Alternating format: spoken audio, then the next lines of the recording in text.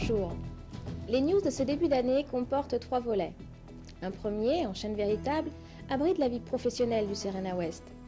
Les mémoires et projets de mémoire de jeunes ICNA y sont présentés avant la poésie des chiffres et des changements au service administratif. 2 ICNA stagiaires se sont rendus à Prestwick à la mi-décembre pour compléter leurs connaissances afin de rédiger leur mémoire de fin d'études. Muriel Le Guen et Nathalie Le Fou avaient apporté du matériel vidéo car elles présenteront leur mémoire sous forme audiovisuelle au moins en partie.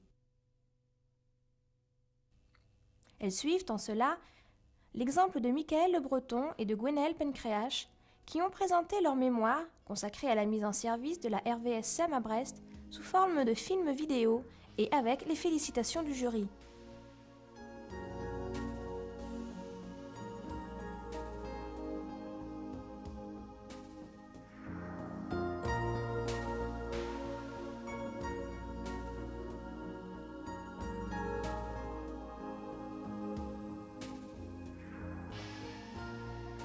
Et maintenant notre petit couplet mensuel sur les chiffres. Côté personnel, vous pouvez voir sur ce tableau l'évolution des différents corps. Stabilité depuis plus de 20 ans du corps des YAC au CERENA Ouest. Les I2EAC ont gagné un élément depuis fin 95. Alors que les T2EAC en ont perdu un. Les ICNA, toujours sur la pente de montée, voient leur effectif croître de 18 unités. Les IUSSA sont en palier. Les personnels non techniques passent de 33 à 32. Au total, l'effectif du centre a augmenté de 17 agents en 1996.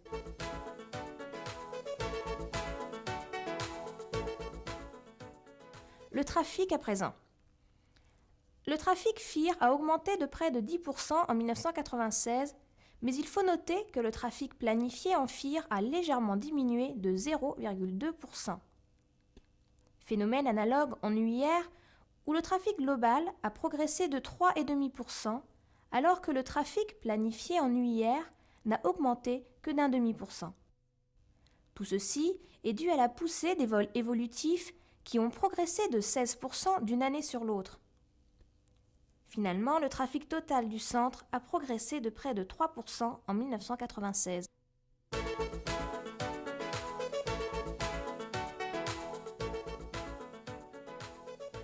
Bon, Jean-Charles, tu vas nous quitter? Oui, je vais partir à la DAC Ouest, donc je serai là-bas à compter du 6 janvier 97. Alors, tu traverses la rivière, quoi. Voilà, je passe de l'autre côté les Landes et je vais à Guipavras. Ouais. Ça fait combien de temps que tu es à Brest? Je suis arrivé en 1994 et donc je suis arrivé à l'aviation civile et directement au CERENA sur ce poste de chef de service administratif. Tu n'étais pas pur produit de l'aviation civile avant de venir ici? Non. Avant j'étais aux instituts régionaux d'administration à Nantes et puis c'est là que j'ai découvert la Bretagne et que j'ai souhaité y rester un petit peu. Et tu as commencé à faire des racines ici? En quelque sorte, oui. En quelque sorte. Ouais. Alors à la DAC, je vais être responsable de la subdivision finance. Je vais m'occuper de finance, un petit peu ce que je faisais ici, la finance, l'unité logistique. Je n'aurai plus par contre la gestion du personnel. Ah ouais. Et tu vas être remplacé par... Alors je suis remplacé à compter du 6 janvier par M. Christian Puzet, qui est mon successeur ici. Salut Jean-Charles. Salut Daniel. Tiens, Puzet. Puzet. Alors toi, par contre, tu es un produit de l'aviation civile. Oh, pas vraiment. Hein. Ah bon? J'ai passé cette année la direction des transports aériens. Quand même. Mais avant, j'ai passé quelques années aussi au service du Premier ministre, à la direction des services administratifs et financiers. Et puis, bon, j'ai eu une carrière dans le privé aussi avant de rentrer dans la fonction publique. Ah bon. Donc, j'ai connu une succession de vies professionnelles. Ouais. Toute ma famille est implantée ici depuis de nombreuses années. Et moi-même, bon, j'ai passé une grande partie de mon enfance ici. Bon, ils sont implantés dans la région de Morlaix. C'est une région que je connais bien, que j'aime beaucoup, et donc j'avais effectivement envie de venir travailler ici. Tu as eu l'occasion de circuler un peu dans les couloirs, dans la salle de Oui, rencontre, on a commencé par aller voir un petit peu les uns et les autres. Bon, je pense que j'ai pas encore fait le tour de la question, mais enfin, je commence à repérer un petit peu les lieux, et puis les personnes avec qui je vais être amené à travailler. Tu as vu ta secrétaire? Oui.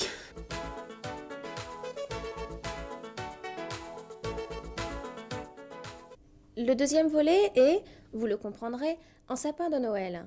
La passive vous l'offre. Poussez-le et vous découvrirez l'espace loisir. Mais tout d'abord, méfiance.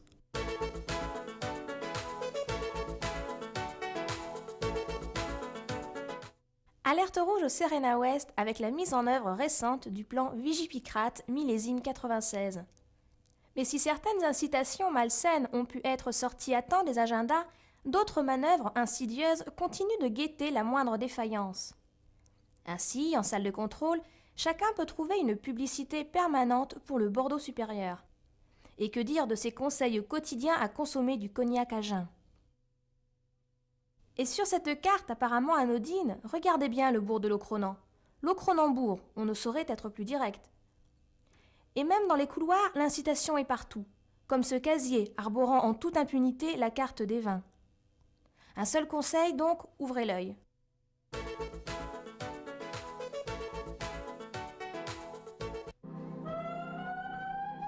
En 1996, Noël tombait le samedi 14 décembre, tout du moins pour les adhérents de la Passible. Comme à l'accoutumée, c'est à la salle polyvalente de Dirinon qu'a eu lieu le spectacle pour enfants et la traditionnelle distribution de jouets. Le clown musical, Gaston Blut, a proposé un voyage musical et humoristique à travers le monde avant l'arrivée du Père Noël, musical lui aussi. La journée s'est terminée gaiement au restaurant L'Élorne à Landivisio, dans un cadre agréable et avec une cuisine de qualité.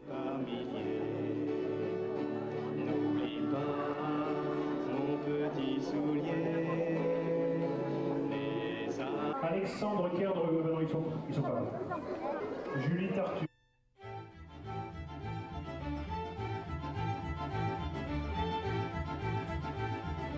Depuis quelques mois, on peut apprendre le russe à Guy Pava, rien qu'en regardant les avions. Enfin, pas tous les avions, mais un avion. Bon alors qu'est-ce qui t'a pris d'acheter un avion russe? D'abord, je ne l'ai pas acheté tout seul. On est une bande de copains dans cette histoire. On avait tous fait un peu le tour des avions d'Aéroclub qu'on aime bien par ailleurs, mais on avait envie d'essayer autre chose, quoi. Ça fait longtemps que l'idée d'avoir une espèce de Warbird nous intéressait, mais ça coûtait très très cher. Et un jour, on a entendu parler de Russes qui vendraient une partie de leur flotte de Yak-52, qui est leur avion d'entraînement de base pour les militaires, et qui les vendraient à des prix intéressants. Alors on est allé en Russie, et en se renseignant à droite et à gauche, surtout à gauche en Russie, on a comment dirais-je, appris qu'il y avait un Yak-52 qui était neuf, en caisse, dans la ville d'Ulyanov, la ville de Lénine. Alors on a des licences russes parce que comme vous pouvez le voir, l'avion il est immatriculé en Russie, il n'est pas immatriculé en France. Donc il faut pour voler dessus des licences russes. Et la phrase EO en russe aussi. Pardon? La phrase EO en russe aussi, non? La phrase EO on essaye de la faire en français, mais par contre tout l'intérieur est marqué en cyrillique. Ah oui. Alors au début ça faisait drôle, quand il y avait un voyant orange qui s'allumait, on essayait de se rappeler ce que c'était. C'est un avion qui est certifié en voltige avancé, puisqu'il est certifié plus 7G moins 5G. Ça permet de faire des tas de choses. Il va beaucoup plus loin que je ne vais moi-même d'ailleurs. Oui. Donc On n'a pas les mêmes limites. on n'a pas les mêmes limites. Quand on arrive et qu'on voit un moteur en étoile comme ça, qui est plus large que l'avion, et qu'est-ce qu'il y a comme moteur là-dessus? Alors c'était un moteur Bendeneyev de 360 chevaux, 9 cylindres en étoile, qui doit faire une dizaine de litres de cylindrée. C'est-à-dire qu'il y a un très fort couple. Donc sinon c'est un avion qui est très facile à piloter. Il faut simplement tenir compte qu'il a des ailes très courtes et qu'il a besoin de vitesse. Donc, Par contre en autonomie, il n'est pas fait pour traverser l'Atlantique. alors tous les avions russes d'entraînement sont faits pour avoir une autonomie très courte, parce qu'à l'époque de l'URSS, les autorités avaient peur que les pilotes se barrent avec leur avion de l'autre côté du mur. Ouais. Donc c'est comme tous leurs avions, cet avion il a 2 heures d'autonomie, Ah oui. ce qui fait vraiment très peu. Ah oui. Donc,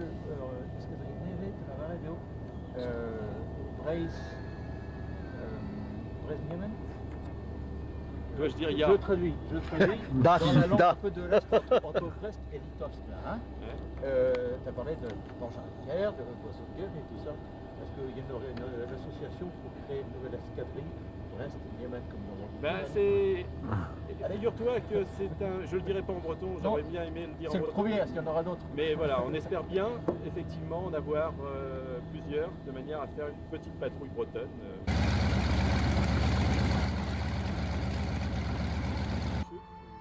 tu défais ta ceinture ici, tout part en même temps. Hein. Tu mets tes deux mains là, tu montes sur l'aide et tu dégages. Ouais, si l'avion est en envers, Tu descendras que plus facilement. Tu ne descends pas avant que je t'ai dit de descendre, s'il te plaît.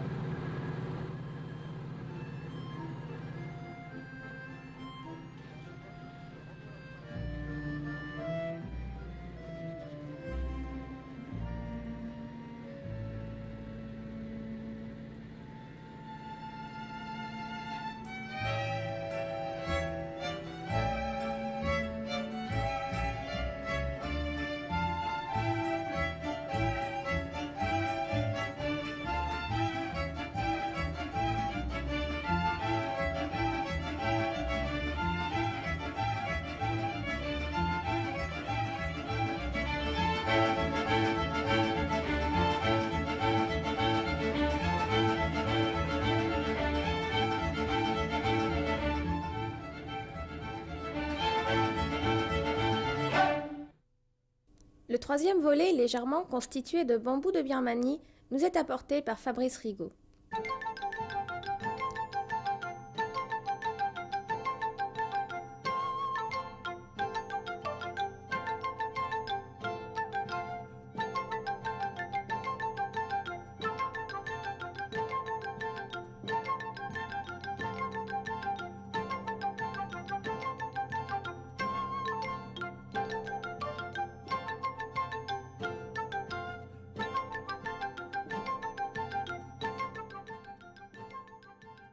Le club vidéo vous souhaite une 97e année pleine de sourires et de passion. Ravolen a les venas ar bloavez neve, bloavez mat.